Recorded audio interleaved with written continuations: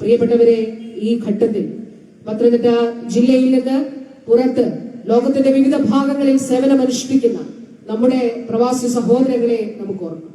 കേരളത്തെ സംബന്ധിച്ചിടത്തോളം നമ്മുടെ പ്രവാസി സഹോദരങ്ങൾ നമ്മുടെ സാമൂഹിക സാമ്പത്തികമായിട്ടുള്ള വളർച്ചയിൽ നൽകിയിട്ടുള്ള സംഭാവനകൾ വളരെ വലുതാണ് എന്നുള്ളത് നമുക്ക് കാണേണ്ടതായിട്ട് ഉണ്ട്. ഞാൻ വാക്കുകൾ ദീർഘിപ്പിക്കുന്നില്ല.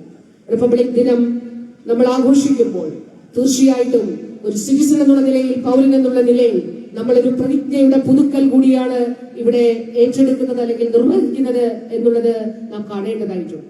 അത് ഞാൻ തുടക്കത്തിൽ പറഞ്ഞ പ്രതിജ്ഞകൾ. നമ്മുടെ രാജ്യത്തിന്റെ ഫെഡറലിസം സംരക്ഷിക്കും. അത് നമ്മുടെ ഓരോരുത്തരുടെയും ഉത്തരവാദിത്തം. അതിനു വേണ്ടിയിട്ട് നമ്മൾ പ്രവർത്തിക്കും.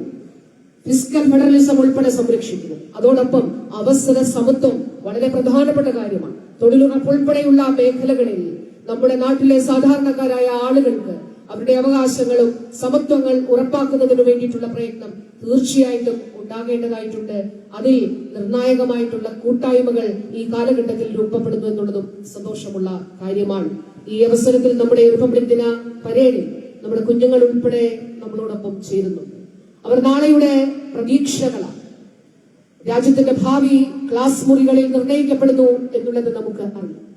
ഈ സമൂഹം, ഈ രാഷ്ട്രം എങ്ങനെ മുന്നോട്ട് പോകണം എന്നുള്ളത് തീർച്ചയായിട്ടും അവരിലൂടെയാണ് നിർണയിക്കപ്പെടുക എന്നുള്ളത് നാം ഓർക്കുക. പ്രിയപ്പെട്ട കുഞ്ഞുങ്ങളെ, നിങ്ങളുടെ ഓരോരുത്തരുടെയും മനസ്സിൽ സ്വപ്നങ്ങളുണ്ട്. ആ സ്വപ്നങ്ങളെ പിന്തുടരുവാൻ, ആ സ്വപ്നങ്ങൾക്ക് വേണ്ടി പ്രയത്നിക്കുവാൻ, നമ്മുടെ സമൂഹത്തെ, നമ്മുടെ സംസ്ഥാനത്തെ, നമ്മുടെ രാഷ്ട്രത്തെ സുശക്തമായി നയിക്കുവാൻ നമുക്ക് ഓരോരുത്തർക്കും നിങ്ങൾക്ക് കഴിയട്ടെ എന്ന് ആത്മാർത്ഥമായി ആശംസിക്കുന്നു. ഒന്നും അസാധ്യമല്ല.